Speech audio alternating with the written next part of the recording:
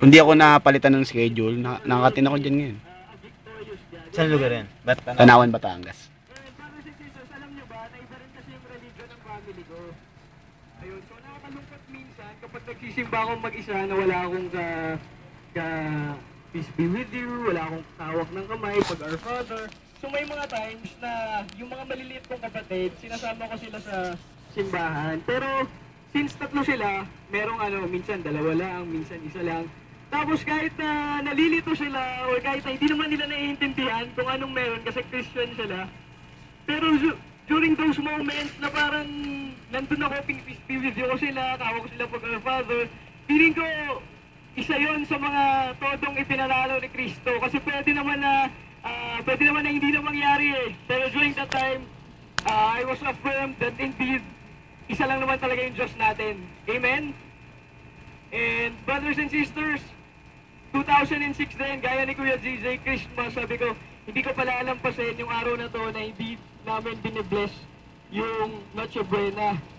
Kasi hindi naman normal na setup sa amin yung mag-bless the food, hindi naman kami ganun ka-religious. Pero during that time, sabi ko, sa YFC, pinabless namin yung food. Hindi pwedeng sa Paskong daw, hindi namin nilibless yung food. So ginador ko sila kahit na natatawa sila, tapos sinasapian daw ako, gano'n. Tapos natatawa sila habang nagdadasal kami.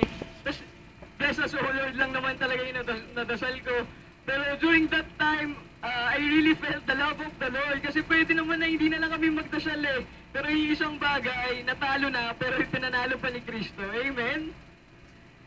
And lastly, yung last sector ko namin, na praise fest, kasi nag-lead kasi ako ng praise fest. Tapos, in-invite ko naman si Mami. Usually kasi si Mami lang ini-invite ko. Tapos sabi niya, before, nasa gilid na ako ng stage, nagta-text pa siya. Sabi niya, anak, paano ba pumunta dyan? Kahit mag-taxi na lang ako, ganyan. Sige na, gusto ko itong mabalot. Sabi ko, ma, ilang minuto na lang magsimula na. Wala ka na rin aabutan. Sa Antipolo pa kami nakatira. Pero, brothers and sisters, right after ko mag-lead ng Praise Fest, pag-exit ko ng stage, merong isang babaeng sumulpot, tapos pumapalakpak, tapos sabi niya, ay, ang galing mo, anak! Mami, ano ginagawa mo dito?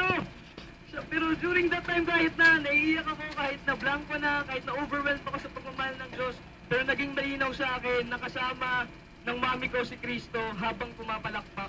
And brothers and sisters, naging malinaw lang talaga sa atin, sa Panginoon, that we really have achieved the victory through Christ Jesus. Amen? And kayo rin, sino dito yung may mga moments na pagkakataon na alam niyang ipinanalo na ni Kristo, yung buhay nila? Ang dami. Yung iba ba? Ayan, sabihin nyo sa mga tabi nyo,